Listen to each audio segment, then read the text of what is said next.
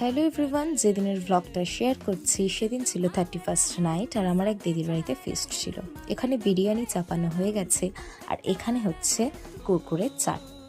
আর আমরা উপরে গিয়ে কুরকুরের চাট আর ডেয়ারি মিল্ক খাচ্ছিলাম, মানে একটা অদ্ভুত কম্বিনেশন হয়েছিল।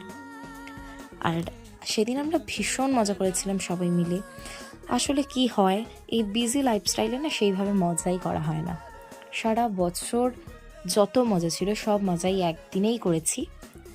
আর প্রতি বছর না আমি 31st নাইট সেইভাবে ফিলও করতে পারি না যে কত মজা করে অনেকে, বাট আমার সেইভাবে করা হয়ে ওঠে না। বাট এবছর আমি ভীষণ মজা করেছি।